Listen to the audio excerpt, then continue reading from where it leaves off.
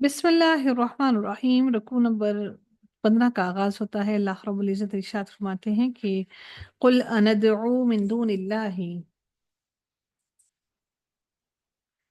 ما لا ينفعنا ولا يضرنا ونرد على أعقابنا بعد إذ هدانا الله كالذي استهوته الشياطين في الأرض حيران۔ اس آیت کا شان نزول اگر دیکھیں تو یہ آیت المشرکین کے جواب میں نازل ہوئی جنہوں نے مسلمانوں کو شرک کی دعوت دی۔ بعض نے لکھا کہ یہ آیت سیدنا عبد الرحمن بن ابی بکر صدیق رضی اللہ تعالیٰ عنہ کے بارے میں نازل ہوئی، جو سیدنا ابو بکر کے مسلمان ہو جانے کے بعد ان کو کفر کی طرف بلاتے اور سیدنا صدیق رضی اللہ تعالیٰ عنہ ان کو ایمان کی دعوت دیتے۔ بالآخر عبد الرحمن مسلمان ہو گئے، مگر علماء محققین نے لکھا ہے کہ یہ صحیح نہیں ہے۔ ایک مرتبہ مروان نے اسی آیت کو عبد الرحمن کے بارے میں بطور تان پڑھا تو سیدنا عائشہ رضی اللہ تعالیٰ عنہ نے اس کی پرزور تردید کی اور فرمایا کہ آل ابو بکر کے بارے میں کوئی ایسی آیت نازل نہیں ہوئی جس سے ضم کو پہلو نکلتا ہو۔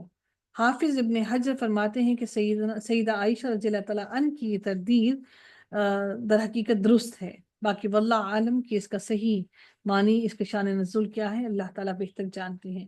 اللہ تعالیٰ فرماتے ہیں قل، اے نبی آپ کہہ دیں، اللہ تعالیٰ نے اپنے نبی سے کہا کہ اللہ کے ماں سوا دوسرے معبودوں کو پکارنے والے جو تمہیں شرک کی دعوت دیتے ہیں انہیں جواب دیتے ہوئے کہہ دیں اندعو من دون اللہ ما لا ينفعنا ولا يضرنا، کیا ہم اللہ تعالیٰ کے سوا ان کو پکاریں جو نہ ہمیں نفع دے سکتے ہیں اور نہ ہی ہمیں نقصان پہنچا سکتے ہیں؟ ہم ان کو کیوں کر پکاریں اور ہم اس کے بعد اپنی ایڑیوں پر پھیر دیے جائیں گے۔ اللہ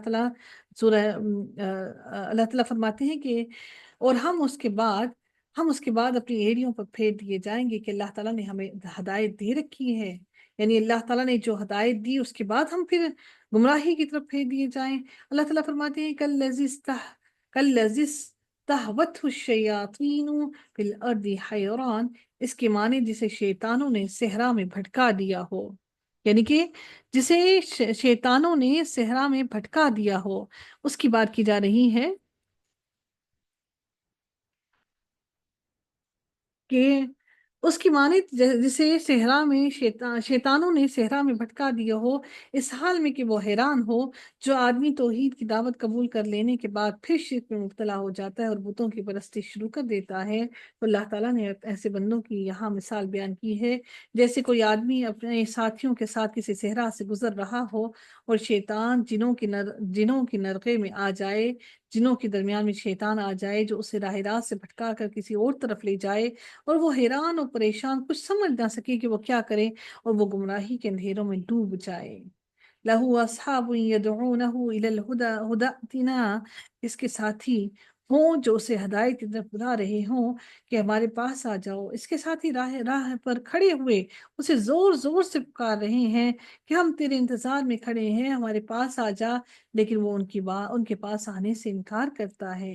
یہی مثال اس کی ہے جو اسلام لا کر کفر اختیار کر لے۔ نبی کریم صلی اللہ علیہ وآلہ وسلم راہ پر کھڑے ہوئے اسے آواز دے رہے ہیں کہ میرے پاس آ جا، وہ راستہ اسلام قبول کر لے، اور وہ ہدایت سے بھاگ گیا، وہ بدبختوں میں شامل ہو گیا۔ قل ان ہدی اللہ هو الہدی، اے نبی آپ ان کو کہہ دیجئے کہ یقیناً رہنمائی صرف اللہ تعالیٰ کی رہنمائی ہے، کہہ دیجئے کہ صحیح راستہ وہی ہے جس کی رہنمائی اللہ تعالیٰ نے کی ہے، ہدایت اللہ ہی کے اختیار میں ہے۔ اللہ تعالیٰ نے فرمایا اور اللہ تعالیٰ جس کو ہدایت دے اسے پھر کوئی گمراہ کرنے والا نہیں۔ کیا اللہ تعالیٰ پر سب غالب انتقام لینے والا، کہ اللہ تعالیٰ فرماتے ہیں کہ اللہ تعالیٰ سب پر غالب انتقام لینے والا کیا نہیں ہے؟ اور پھر اللہ تعالیٰ نے یہ بھی سورہ نحل میں فرمایا کہ اگر آپ ان کی ہدایت کے خواہش مند ہیں تو یقیناً اللہ تعالیٰ اس کو ہدایت نہیں دیتا جسے وہ گمراہ کر دیتا ہے، اور نہ ہی ان کے لیے کوئی مددگار ہوتا ہے۔ اللہ تعالیٰ پھر فرماتے ہیں وَأُمِرْنَا لِنُسْلِمَ لِرَبِّ الْعَالَمِينَ، اور ہمیں حکم دیا گیا ہے کہ ہم جہانوں کے رب کی تابع فرمان بن جائیں۔ ہمیں حکم دیا گیا ہے کہ ہم اللہ تعالیٰ کی توحید کو مانیں اور اس کی عبودیت میں داخل ہو جائیں۔ وَأَنْ أَقِيمُوا الصَّلَاةَ وَاتَّقُوهُ وَهُوَ الَّذِي إِلَيْهِ تُحْشَرُونَ، اور اللہ تعالیٰ مزید ارشاد فرماتے ہیں کہ اور یہ کہ نماز قائم کرو، اللہ تعالیٰ سے تم ڈرو، ہمیں اقامت الصلاۃ اور تقوی کا حکم دیا گیا ہے۔ نماز بھی قائم کرو اور تقوی بھی اختیار کرو، اور اسی کی طرف تم روز قیامت اکٹھے کیے جاؤ گے۔ اور ہم اللہ تعالیٰ فرماتے ہیں سورہ کہف میں کہ اور ہم ان سب کو جمع کریں گے، چنانچہ ہم ان میں سے کسی کو بھی نہ چھوڑیں گے، سب کو پکڑ پکڑ کر لائیں گے۔ لِنُسْلِمَ لِرَبِّ الْعَالَمِينَ، ہم جہانوں کے رب کی تابع فرمان بن جائیں، رب العالمین کے سامنے سر اطاعت جھکا لیں، اور ہم نماز بھی قائم کریں اور تقوی بھی اختیار کریں۔ اللہ تعالیٰ ہم سب کو متقی بنائے۔ اللہ تعالیٰ ارشاد فرماتے ہیں وَهُوَ الَّذِي قَالَ، اب اللہ تعالیٰ اپنی ذات کے بارے میں بیان فرماتے ہیں کہ اللہ کے سامنے نماز کو کیوں قائم کرو، کیوں متقی بنو؟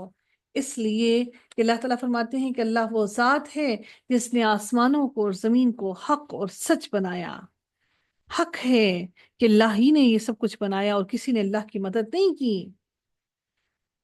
اللہ تعالیٰ سورہ آل عمران میں فرماتے ہیں ربنا ما خلقت هذا باطلا سبحانك فقنا عذاب النار، اے ہمارے رب تو نے یہ سب کچھ بے مقصد نہیں بنایا، آپ پاک ہیں، سو ہمیں آگ کے عذاب سے بچا لیں۔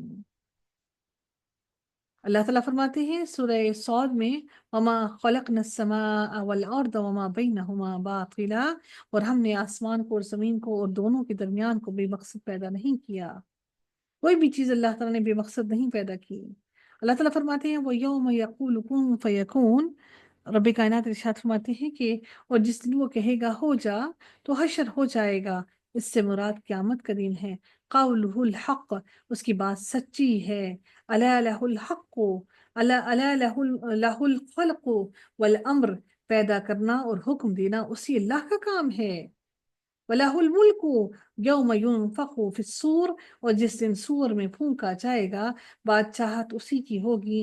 اللہ تعالیٰ بادشاہ ہے اور وہ ہر چیز کا مالک ہے۔ اس نے خاص طور پر قیامت کا ذکر اس لیے کیا کہ اس دن ساری ملکیتیں ختم ہو جائیں گی اور ساری ملکیتیں صرف واحد قہار اللہ کے لیے ہوں گی۔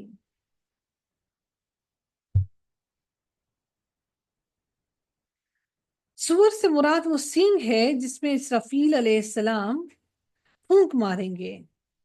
رسول اللہ صلی اللہ علیہ وسلم نے فرمایا کہ قیامت کے دن اللہ تعالیٰ فرمائے گا آج وہ لوگ کہاں ہیں جن کو دنیا میں اپنی اپنی حکومت و بادشاہت کا دعویٰ تھا، اور یہ جو سور ہے جس میں حضرت اسرافیل علیہ السلام سور پھونک ماریں گے، جس دن سور میں پھونکا جائے گا وہ دن انتہائی افراتفری اور گھبراہٹ کا دن ہوگا۔ لوگ اپنی قبروں سے اٹھ کر آواز کی جانب بھاگیں گے۔ اس دن کی جو کیفیت ہے ہمارے علم میں نہیں آ سکتی، اور اس کا علم اللہ کے پاس ہی ہے کہ وہ اس کی ہڑبڑاہٹ اور سختی کتنی سخت ہوگی۔ حضرت ابو ہریرہ فرماتے ہیں سور 2 بار پھونکا جائے گا اور ان دونوں میں 40 کا فاصلہ ہوگا۔ لوگوں نے پوچھا 40 دن کا؟ کہنے لگے میں نہیں کہہ سکتا۔ پھر لوگوں نے پوچھا 40 برس کا؟ کہنے لگے میں نہیں کہہ سکتا۔ اس کے بعد سیدنا ابو ہریرہ نے کہا اللہ تعالیٰ آسمان سے بارش برسائے گا تو لوگ زمین سے اس طرح اگ آئیں گے جیسے سبزہ اگ آتا ہے۔ دیکھو آدمی کے بدن کی ہر چیز گل سڑ جاتی ہے مگر ایک ہڈی کی نوک، وہ اس مقام کی ہڈی ہے جہاں جانور کی دم ہوتی ہے۔ قیامت کے دن اسی ہڈی سے مخلوق کو دوبارہ سے پیدا کیا جائے گا۔ سور پھونکنے والے دن کا تصور دلا کر انسان کو یہ بات یاد دلائی جا رہی ہے کہ اللہ تعالیٰ فیصلے کرے گا، لہٰذا ابھی اپنے طرز عمل کو بدل لیں۔ عالم الغیب والشہادتی، وہ غائب اور حاضر کو جاننے والا ہے اور وہ کمال حکمت والا اور ہر چیز سے باخبر ہے۔ وَإِذْ قَالَ إِبْرَاهِيمُ لِأَبِيهِ آزَرَ، پھر اللہ تعالیٰ ارشاد فرماتے ہیں کہ اور جب ابراہیم نے اپنے باپ آزر سے کہا کیا تم بتوں کو معبود بناتے ہو؟ بلا شبہ میں تمہیں اور تمہاری قوم کو کھلی گمراہی میں دیکھتا ہوں، بے شک تمہیں بھی اور تمہاری پوری کی پوری قوم کو میں کھلی گمراہی میں دیکھتا ہوں۔